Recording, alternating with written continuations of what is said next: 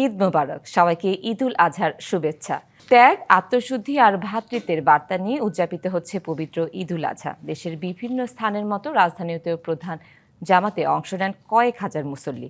শিশু থেকে শুরু করে সব বয়সী মানুষ নতুন পোশাকে অংশ নেন ঈদের জামাতে। দেশ ও জাতির কল্যাণে দোয়া করেন মহান স্রষ্টার দরবারে, মুক্তি চান হামসহ অন্যান্য রোগবালাই থেকে। ঈদুল আজহার প্রধান জামাতে অংশ নিতে ভোর থেকেই রাজধানীর জাতীয় ঈদগাহ ময়দানে বিভিন্ন এলাকা থেকে এসে জড়ো হন ধর্মপ্রাণ মুসল্লিরা। শিশু থেকে শুরু করে সব বয়সী মানুষ নতুন পোশাকে অংশ নেন ঈদের প্রধান জামাতে। সকাল থেকেই জাতীয় ঈদগাহ এলাকায় ছিল উৎসবমুখর পরিবেশ। কেউ এসেছেন পরিবারের সদস্যদের নিয়ে, কেউ বন্ধু বা সহকর্মীদের সঙ্গে। নির্ধারিত ফটক দিয়ে নিরাপত্তা তল্লাশি শেষে মুসল্লিদের মাঠে প্রবেশ করতে দেওয়া হয়। নামাজ শেষে দেশ, জাতি ও মুসলিম উম্মার শান্তি, সমৃদ্ধি এবং কল্যাণ কামনায় মহান আল্লাহর কাছে বিশেষ দোয়া ও মোনাজাত করেন মুসল্লিরা। একই সঙ্গে ফিলিস্তিন সহ বিশ্বের নির্যাতিত মানুষের শান্তি কামনাও করেন অনেকে। আল্লাহর কাছে প্রার্থনা করবো দেশ ও জাতির জন্য প্রার্থনা করবো, যাতে দেশ ও জাতির শান্তি দাস। আমাদের আগামীর ভবিষ্যৎটা আরো উন্নত এবং সমৃদ্ধ হয়, সেই জন্য আল্লাহ রাব্বুল আলামিনের কাছে দোয়া চাই। শিশুদের উপস্থিতিতে ঈদ জামাত যেন পরিণত হয় অন্যরকম মিলন মেলায়। বাবার সাথে নামাজ পড়তে এসেছি, অনেক ভালো লাগছে। আমি আমার বাবার সঙ্গে এসেছি, চাইলাম হলো আমি যদি বড় হয়ে একজন বিজ্ঞানী হয়ে দেশের গর্ব করতে পারি। একই সঙ্গে দেশব্যাপী হাম আক্রান্ত ও হামে মারা যাওয়া শিশুদের জন্যও দোয়া করা হয়। এ সময় সাম্প্রতিক সময়ে শিশু ধর্ষণ ও হত্যাসহ বিভিন্ন সহিংস ঘটনায় জড়িতদের দৃষ্টান্তমূলক শাস্তি নিশ্চিতের দাবি জানান অনেকে। ঘটনা ঘটে গেছে, আল্লাহ পাক রব্বুল আলামিন যেন ওনাদের পরিবারকে এটা ধৈর্য ধরার তৌফিক দান করেন। তো রামিসা হত্যা যেভাবে হয়েছে, যেভাবে নির্মমভাবে হত্যা করা হয়েছে, আমরা আজ ঈদের দিন কামনা করি যাতে এই ধরনের ঘটনা না ঘটে। সবচেয়ে বেশি চাওয়াই হচ্ছে মেয়ে শিশুরা, বিশেষ করে কন্যা শিশুরা যাতে নিরাপদে থাকতে পারে। নামাজ শেষে কোলাকুলি ও ঈদের শুভেচ্ছা বিনিময় করেন মুসল্লিরা। ঈদগাহ ময়দান রূপ নেয় ভ্রাতৃত্ববোধের এক পরম আনন্দ দৃশ্যে। ত্যাগ ও মহান আল্লাহর সন্তুষ্টি অর্জনের বার্তা নিয়ে উদযাপিত হচ্ছে পবিত্র ঈদুল আজহা। ঈদের প্রধান জামাতে সব বয়সী মানুষের অংশগ্রহণ ছিল চোখে পড়ার মতো। নামাজ শেষে দেশ ও জাতির শান্তি ও সমৃদ্ধি কামনায় বিশেষ মোনাজাত করেন মুসল্লিরা। আঞ্জাম খালেক, ডিবিসি নিউজ, ঢাকা। সারা দেশে ত্যাগের মহিমায় উদযাপন হচ্ছে পবিত্র ঈদুল আজহা। ঈদের প্রধান জামাত অনুষ্ঠিত হয় জাতীয় ঈদগাহ ময়দানে। একসাথে নামাজ আদায় করেন রাষ্ট্রপতি ও প্রধানমন্ত্রী। জামাতে অংশ নেন প্রধান বিচারপতি, মন্ত্রিপরিষদের সদস্য, রাজনীতিবিদ, সমাজের বিশিষ্টজন সহ সর্বস্তরের মানুষ। নামাজ শেষে দেশ ও মুসলিম উম্মার শান্তি এবং কল্যাণ কামনায় মোনাজাত অনুষ্ঠিত হয়। ঈদের সকাল, খুশি আর আনন্দের ছোঁয়া চারিদিক। ঈদের খুশিতেই এমন ঢল মানুষের। উদ্দেশ্য পবিত্র ঈদুল আজহার জামাত আদায়, গন্তব্য জাতীয় ঈদগাহ ময়দান। নতুন পোশাক আর গায়ে আতর সুরমার সুগন্ধি সকালের স্নিগ্ধতাকে বাড়িয়ে দেয় কয়েক গুণ। ছোট্ট শিশু থেকে শুরু করে সব বয়সীদের পদচারণায় মুখর জাতীয় ঈদগাহর চারপাশ। নারীদের জন্য ছিল বিশেষ ব্যবস্থা। জাতীয় মসজিদ বায়তুল মুকাররমের খতিব মুফতি মোহাম্মদ আব্দুল মালেকের ইমামতিতে ঈদুল আজহার প্রধান জামাত শুরু হয় সকাল 7:30টায়। রাষ্ট্রপতি মোহাম্মদ শাহাবুদ্দিন, প্রধানমন্ত্রী তারেক রহমান, প্রধান বিচারপতি, মন্ত্রিপরিষদ সদস্য, বিভিন্ন রাজনৈতিক দলের নেতা, বিশিষ্টজন সহ সর্বস্তরের মানুষ জামাতে অংশ নেন কাতারবন্দী হয়ে। নামাজ শেষে খুতবায় উঠে আসে পরম করুণাময় আল্লাহর মহিমা। বয়ানে তুলে ধরা হয় ইসলামের গুরুত্ব, ভ্রাতৃত্ব ও সামাজিক সম্প্রীতির নানা ফজিলত। এরপর মহান আল্লাহর দরবারে দুহাত তুলে সবাই দোয়া করেন গুনাহমাফ, দেশ উদ্দশ এবং মুসলিম উম্মার শান্তি কামনায়।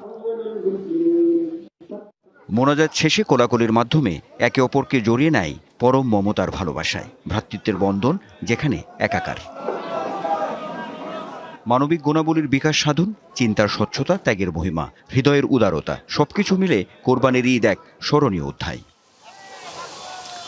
ত্যাগের মহিমায় উদ্ভাসিত হওয়ায় মূলত ঈদুল আজহার মূল প্রতিপাদ্য। অন্যদিকে ঈদ মানে আনন্দ, খুশি, অনাবিল আনন্দ নিয়েই মূলত ঈদ আসে। এই এত উদ্বেলিত আনন্দ এবং সেই সঙ্গে যে ভ্রাতৃত্ববোধের জায়গা তৈরি হয়, সেটি যাতে প্রতি মুহূর্তে বছর জুড়ে বহমান থাকে। ঈদের দিনে, খুশির দিনে এমন প্রত্যাশাই সবার। Anwar Hossain, DBC news, Dhaka.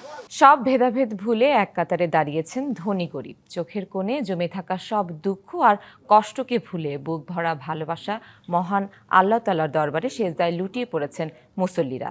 এই কোরবানি ঈদ কেবল পশুর নয়, হৃদয়ের অহংকার আর হিংসা বিসর্জনের এক পরম মুহূর্ত। সবাইকে ঈদ মোবারক। ত্যাগের মহিমায় উদ্ভাসিত হয়ে সারা দেশে উদযাপিত হচ্ছে পবিত্র ঈদুল আজহা। পরম করুণাময়ের সন্তুষ্টির আশায় কাঁধে কাঁধ মিলিয়ে ঈদের নামাজে সামিল হয়েছেন লাখো মুসল্লি।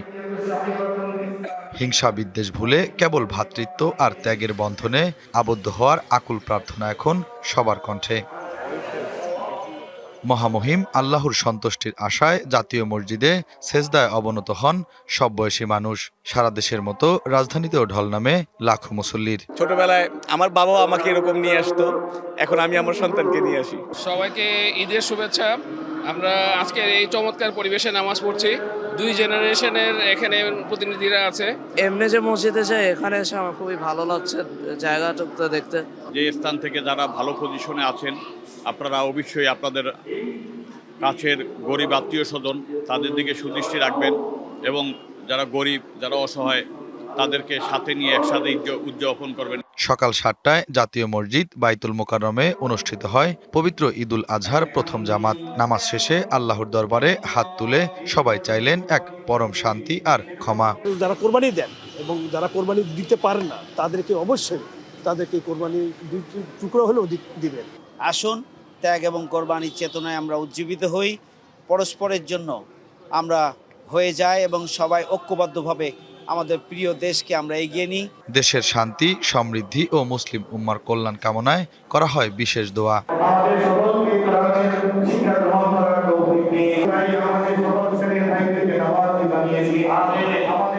নামাজ শেষে ঈদের শুভেচ্ছা বিনিময় করে মুসল্লিরা। লাখো মুসল্লির কাঁধে কাঁধ মিলিয়ে নামাজ আদায়। নামাজ শেষে একে অপরকে জড়িয়ে ধরার চিরচেনা এই দৃশ্যই মনে করিয়ে দেয় ঈদের আনন্দকে। ত্যাগের যে শিক্ষা এই ঈদ আমাদের দেয়, এ যেন একটি দিনই সীমাবদ্ধ না থাকে, বছরের প্রতিটি দিনেই ছড়িয়ে পড়ুক এমন উদারতা। শুভ খান, ডিবিসি নিউজ, ঢাকা। বাবা সাবেক রাষ্ট্রপতি জিয়াউর রহমান ও মা সাবেক প্রধানমন্ত্রী বেগম খালেদা জিয়ার কবর জিয়ারত করেছেন প্রধানমন্ত্রী তারেক রহমান। এ সময় তার সাথে ছিলেন ডাক্তার স্ত্রী জুবাইদা রহমান। সকালে জাতীয় ঈদগাহ নামাজ আদায় শেষে তিনি সেখানে যান। পরে দলীয় নেতাকর্মীদের সঙ্গে শ্রদ্ধা জানান প্রধানমন্ত্রী। উৎসবের পাশাপাশি ঈদের এই সকাল যেন স্মৃতি আর শূন্যতারও। তাই জাতীয় ঈদগাহের নামাজ আদায় শেষে জ্যেষ্ঠ নেতাদের নিয়ে বাবা শহীদ রাষ্ট্রপতি জিয়াউর রহমান ও মা সাবেক প্রধানমন্ত্রী বেগম খালেদা জিয়ার সমাধিতে যান প্রধানমন্ত্রী তারেক রহমান। সাথে ছিলেন তার স্ত্রী ডাক্তার জুবাইদা রহমান। মা বাবার আত্মার মাগফিরাত কামনা করে দোয়া ও মোনাজাত করেন প্রধানমন্ত্রী। পরে সমাধিস্থল থেকে বের হয়ে জিয়া উদ্যানে শিশু কিশোরদের সাথে ঈদের শুভেচ্ছা বিনিময় করেন প্রধানমন্ত্রী। এ সময় রাষ্ট্রীয় নিপীড়নের ভয় না থাকায় মানুষ এখন স্বতঃস্ফূর্তভাবে ঈদ উদযাপন করছে বলে মন্তব্য করেন প্রধানমন্ত্রীর উপদেষ্টা রুহুল কবির রিজভী। এখন গুমের ভয় নেই, এখন ক্রস ফায়ারের ভয় নেই, এখন মিথ্যা মামলা দিয়ে যে কোনো মুহূর্তে গ্রেপ্তার করার ভয় নাই। সে যে দলেরই হোক না কেন, এই দেশের মানুষ অত্যন্ত আন্তরিকতার সাথে স্বতঃস্ফূর্তভাবে এবং এতদিন যে একটা রুদ্ধ গুমট শ্বাসরুদ্ধকর পরিস্থিতি ছিল, সেই পরিস্থিতির বাইরে মানুষ নির্ভয়ে ঈদ পালন করতে পারে। মানবিক চেহারা নিয়ে বর্তমান নির্বাচিত সরকার, বিএনপির সরকার বা বিএনপির জোটের নেতৃত্বাধীন জোটের সরকার তার দায়িত্ব পালন করছে। পরে বনানী কবরস্থানে ভাই আরাফাত রহমান কোকর কবর জিয়ারত করেন প্রধানমন্ত্রী। এরপর বনানী সামরিক কবরস্থানে শ্বশুর বিমান বাহিনীর সাবেক প্রধান মাহবুব আলী খান ও পিলখানা হত্যাকাণ্ডে নিহতদের আত্মার শান্তি কামনা করে দোয়া করেন প্রধানমন্ত্রী। পরে গণমাধ্যমে স্বরাষ্ট্রমন্ত্রী সালাউদ্দিন আহমদ বলেন, দেশের শান্তি, সমৃদ্ধি ও জাতীয় ঐক্যের জন্য সবাইকে নিয়ে সামনে এগিয়ে যেতে চায় সরকার। সবাই শান্তি, সমৃদ্ধি, অগ্রগতি এবং সারা বিশ্বের শান্তির জন্য দোয়া করেছি। দেশের উন্নতি, সমৃদ্ধি, উন্নয়নের জন্য মঙ্গল কামনা করে আজকে আমরা দোয়া করেছি। মুক্ত স্বাধীন পরিবেশের মধ্যে যে ঈদ উদযাপন করা, সেই পরিবেশটা এই কয়েকবার আমরা উপভোগ করলাম। এদিকে দুপুরে ঢাকা সেনানিবাসে সশস্ত্র বাহিনী আয়োজিত ঐতিহ্যবাহী বড়খানা বা প্রীতিভোজ অনুষ্ঠানে অংশ নেন প্রধানমন্ত্রী। আল্লাহর দরবারে আমরা প্রার্থনা করি সম্মিলিতভাবে এই দেশের। ফজলে রাব্বি, সৌরভ, ডিবিসি নিউজ, ঢাকা। ত্যাগ, ভালোবাসা আর মানবতার বার্তা নিয়ে সারা দেশে উদযাপন করা হচ্ছে ঈদুল আজহা। খোলা ময়দান আর মসজিদে ঈদ জামাতে দেশ ও জাতির জন্য দোয়া করা হয়। কিশোরগঞ্জের ঐতিহাসিক শোলাকিয়া ময়দানে বিশাল ঈদ জামাতের সময় নামে তুমুল বৃষ্টি উপেক্ষা করেই আল্লাহর দরবারে মোনাজাতে অংশ নেন হাজার হাজার মুসল্লি। বড় ঈদ জামাত হয়েছে দিনাজপুরের গোরে শহীদ ময়দানে। বৃষ্টি উপেক্ষা করেই মুসল্লিদের অংশগ্রহণে পরিপূর্ণ হয়ে ওঠে কিশোরগঞ্জের ঐতিহ্যবাহী শোলাকিয়া ময়দান। রীতি অনুযায়ী এবারও শর্টগানের 6টি ফাঁকা গুলি ছুড়ে সকাল 9টায় ঈদের প্রধান জামাত অনুষ্ঠিত হয়। নামাজ শেষে মুসল্লিরা একে অপরের সাথে শুভেচ্ছা বিনিময় করেন। আমি গফরগাঁওতে আসছি শোলাকিয়া মাঠে নামাজ পড়ার জন্য। আমার খুব ভালো লাগে সবাই মিলে নামাজ পড়তে। বড় জামাত হয়, তার কারণে আমি এখানে নামাজ পড়তে আসছি, যাতে আল্লাহ তাআলা আমাদের সুখ, শান্তি এবং সমৃদ্ধি দান করেন। শান্তি ও সমৃদ্ধি কামনার মধ্য দিয়ে দিনাজপুরের ঐতিহাসিক গোরে শহীদ ময়দানে ঈদুল আজহার নামাজ আদায় করেন মুসল্লিরা। কয়েকদিনের টানা বৃষ্টিতে নামাজ আদায় নিয়ে শঙ্কা থাকলেও বৃষ্টি না হওয়ায় সুষ্ঠু পরিবেশের মধ্যে নামাজ আদায় করেছেন তারা। তবে গত বছরের তুলনায় মুসল্লিদের উপস্থিতি ছিল কিছুটা কম। চট্টগ্রামের জমিয়তুল ফালাহ জাতীয় ঈদগাহ ময়দানে ঈদের প্রথম ও প্রধান জামাত হয় সকাল 7টায়। এতে বিভিন্ন রাজনৈতিক দলের নেতাকর্মীরা অংশ নেন। এছাড়া নগরীর 41টি ওয়ার্ডে সিটি কর্পোরেশনের উদ্যোগে শতাধিক ঈদের জামাত হয়। আমাদের সমস্ত অমানবিকতা, পাশবিকতা, আমাদের হিংসা বিদ্বেষ সব ভুলে গিয়ে আমরা সবাই মিলেমিশে একটি সাম্যের, ঐক্যের, ভ্রাতৃত্বের শহর, সমাজ, রাষ্ট্র আমরা প্রতিষ্ঠা করতে চাই। আনুগত্য ও মানবতার বার্তা নিয়ে বরিশালে উদযাপিত হয় পবিত্র ঈদুল আজহা। রাজনৈতিক নেতা থেকে বিভিন্ন শ্রেণী পেশার মানুষ অংশ নেন ঈদ জামাতে। অর্থনৈতিকভাবে শক্তিশালী, সমৃদ্ধ বাংলাদেশ দেখার পাশাপাশি বরিশাল বিভাগের উন্নয়ন চাই। রাজশাহীর হযরত শাহ মখদুম কেন্দ্রীয় ঈদগাহ ময়দানে ঈদুল আজহার প্রধান জামাত অনুষ্ঠিত হয়। নামাজ শেষে মুসলিম উম্মার শান্তি কামনা করে দেশ ও জাতির কল্যাণে দোয়া করা হয়। ওই শত্রুর হাত থেকে বাংলাদেশকে যেন আল্লাহ হেফাজত করে, এটাই আমাদের সবার প্রত্যাশা, দোয়া এবং শপথ। রংপুর নগরীর 75টি ঈদগাহ মাঠে ঈদের জামাত আদায় করা হয়। সকাল 9:30টায় সবচেয়ে বড় জামাত হয় দামোদরপুর বড় ময়দান মাঠ ও গঙ্গাচড়ার তালুখাবু ঈদগাহ মাঠে। নামাজ শেষে ত্যাগের মহিমা ও ধর্মীয় মূল্যবোধে স্রষ্টার কাছে প্রার্থনার কণ্ঠে ওঠে কৃতজ্ঞতার সুর। ধর্মীয় ভাবগাম্ভীর্যের মধ্য দিয়ে সিলেট জেলা ও মহানগর এলাকায় 2706টি ঈদগাহ ও মসজিদে ঈদুল আজহার জামাত অনুষ্ঠিত হয়েছে। মোনাজাত শেষে ধর্মীয় মুসল্লিরা একে অপরের সঙ্গে কোলাকুলি করে ঈদের শুভেচ্ছা বিনিময় ও কুশল বিনিময় করেন। আল্লাহ তাআলা যেন আমাদেরকে এই পশু কুরবানির মধ্য দিয়ে যেন আমাদের মন থেকে সব ধরনের পশুত্ব যেন নিপাত যায়। আল্লাহ সবার জীবনে শান্তি দিন, নিরাপত্তা দিন এবং আমাদের উত্তরোত্তর সমৃদ্ধির পথে পরিচালিত করুন। খুলনায় ঈদ জামাত হয় সকাল 7টায় টাউন হল মসজিদে। এছাড়া নগরী ও জেলার বিভিন্ন মসজিদ ও ঈদগাহ ময়দানে জামাতে অংশ নেন মুসল্লিরা।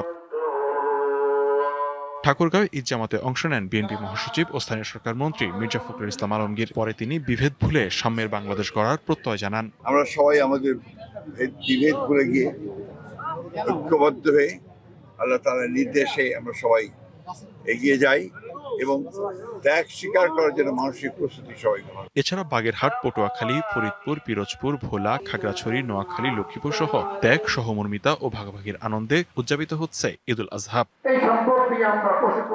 Bhowmik, DBC news desk. ত্যাগের মহিমায় সারা দেশে পালিত হচ্ছে পবিত্র ঈদুল আজহা। চলছে কোরবানির পশুর বর্জ্য অপসারণ। চট্টগ্রামের বর্জ্য অপসারণের খবর জানাতে সরাসরি যুক্ত হচ্ছেন সহকর্মী মাসুদুল হক। মাসুদুল, প্রশাসন যে কথা দিয়েছিল বিকেলের মধ্যেই বর্জ্য অপসারণ করবে, তা কতটা বাস্তবায়ন হয়েছে জানাবেন? চট্টগ্রামে সকাল থেকে চলছে বর্জ্য অপসারণ কার্যক্রম। এই মুহূর্তে আমি রয়েছি নগরীর একটি চামড়ার মার্কেটে। এই মুহূর্তে এখানেও কিন্তু বেশ কিছু বর্জ্য রয়েছে।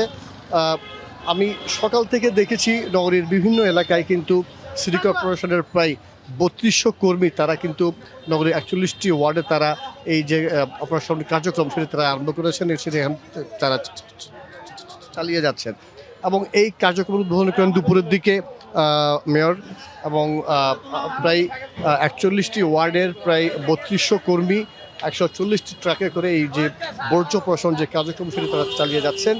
এবং আমরা যে দেখেছি যে নগরীর অধিকাংশ এলাকায় ধরতে গেলে প্রায় 80% এলাকায় এই মুহূর্তে বর্জ্য অপসারণ করা হয়েছে। আর যে 20% রয়েছে সেগুলো হয়তো আজকে রাতের মধ্যে হওয়ার সম্ভাবনা রয়েছে। যদিও কর্পোরেশন থেকে বলা হয়েছিল রাত 8টার মধ্যে পুরো চট্টগ্রাম মহানগরীকে বর্জ্যমুক্ত করা হবে এবং সেই লক্ষ্যে কিন্তু তারা কাজ চালিয়ে যাচ্ছেন। যেহেতু কোরবানির পশু কোরবানি হয়েছে এবং এবং এই মুহূর্তে কিন্তু বর্জ্যের পাশাপাশি চামড়ার বিষয়টিও একটি বিষয় আছে, যেহেতু আমি রয়েছে আতুর ডিপো এলাকায় যেখানে চামড়ার বাজার, সেখানে কিন্তু পুরো এলাকায় মোটামুটি অনেক বর্জ্য দেখা যাচ্ছে। তারা যেটি বলছেন, এখানে যারা দায়িত্বে রয়েছেন বা এখানে কর্পোরেশনের যারা দায়িত্বে রয়েছেন, তারা যেটি বলছেন আজকের মধ্যে চামড়া চলে আসলে হয়তো আজকে রাতের মধ্যে এই এলাকায় যে সমস্ত বর্জ্য রয়েছে সেগুলো তারা অপসারণ করবেন। তো যেমনটি বলছিলাম, যদিও আগে থেকে বলা হয়েছিল 8টার মধ্যে পুরো চট্টগ্রাম শহরকে বর্জ্যমুক্ত করা হবে এবং এবং এবং সেই লক্ষ্যে কিন্তু তারা কাজ আরম্ভ করেছেন। এবং তারা যেটি বলছেন যে আজকে রাতের মধ্যে হয়তো পুরো চট্টগ্রাম নগরীকে বর্জ্যমুক্ত করা হবে। যদিও আমি যেখানে রয়েছি এই মুহূর্তে কিন্তু নগরের প্রায় 80% এলাকা কিন্তু বর্জ্য অপসারণ করা হয়েছে। চামড়ার এখানে আসার কারণ হয়েছে যেহেতু এই মার্কেট হচ্ছে চামড়ার মার্কেট, এখানে যে সমস্ত বর্জ্য রয়েছে সেই বর্জ্য হয়তো আজকে রাতের মধ্যে অপসারণ করা হবে। এই ছিল আমার কাছে এখান থেকে খবর। মাসুদুল হক, ধন্যবাদ আপনাকে। তদন্ত রিপোর্টের পরিপ্রেক্ষিতে 8 দিন হাসপাতালের বিরুদ্ধে কঠোর আইনি ব্যবস্থা নেওয়া হবে বলে জানিয়েছেন স্বাস্থ্যমন্ত্রী সর্দার সাখাওয়াত হোসেন বকুল। সকালে নরসিংদী মনোহরদী সরকারি মডেল পাইলট উচ্চ বিদ্যালয় মাঠে ঈদের নামাজ আদায় শেষে তিনি কথা বলেন। এ সময় তিনি আরও বলেন, হাম মোকাবেলা করতে না পারলে হাজার শিশু মারা যেত। পর্যাপ্ত টিকার মজুদ আছে, প্রতিটি শিশুকে টিকার আওতায় আনা হবে বলেও জানান তিনি। কঠোর আইনের আওতায় যা কিছু বিভাগীয়ভাবে সম্ভব তাই আমরা করবো ইনশাআল্লাহ। তদন্ত রিপোর্টকে আমরা সার্বিক সিদ্ধান্ত নেব মাননীয় প্রধানমন্ত্রীর সাথে আলাপ।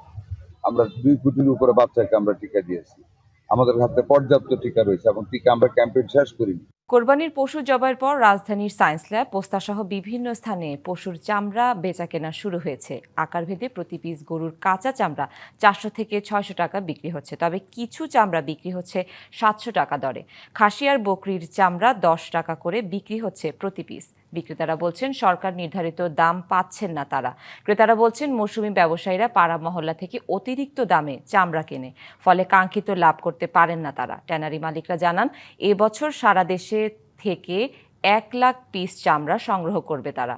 আজ এবং আগামীকাল মৌসুমি ব্যবসায়ী এবং পোস্তার আড়তদারদের কাছ থেকে 6 লাখ পিস চামড়া কিনবেন।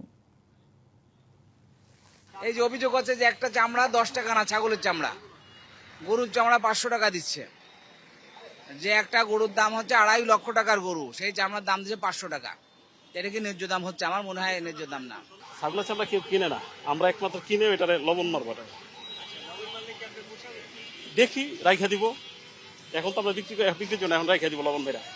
গরুর দাম যদি 4 লাখ 5 লাখ টাকা হয় ভাই, চামড়ার দাম কি 500 টাকা জীবন বিক্রি করছে কেউ? দুনিয়ার মানুষ এত কষ্ট করে মাদ্রাসার ছাত্ররা, এরপরেও এরা মালের দাম সঠিক আমাদেরকে দেয় না। যারা সিজনাল ব্যবসায়ী তাদের উদ্দেশ্যে আমরা বলি, তারা যখন চামড়া সংগ্রহ করবে তারা যেন সন্ধ্যার আগে চামড়াটা বিক্রি করে দেয়। সন্ধ্যার পরে যখন চামড়া বিক্রি করতে যায় তখন চামড়াতে ব্যাকটেরিয়া গ্রো করে, চামড়ার দাম অটোমেটিকলি কমতে থাকে, তখন তারা লোকসানের সম্মুখীন হয়। বাণিজ্য মন্ত্রণালয়ের নির্ধারিত দামে আমরা চামড়া সংগ্রহ করব। আর যারা ন্যায্য দাম, যারা সঠিক সময়ে চামড়া সংগ্রহ করবে না এবং চামড়া সঠিকভাবে লবণ দিবে না, তারা ন্যায্য দাম থেকে বঞ্চিত হবে। এই বিষয়ে বিস্তারিত জানাতে খুলনার চামড়ার বাজার থেকে সরাসরি যুক্ত হচ্ছেন সহকর্মী আমিরুল ইসলাম। আমিরুল, চামড়ার বেচা কেনার কি অবস্থা দেখছেন জানাবেন।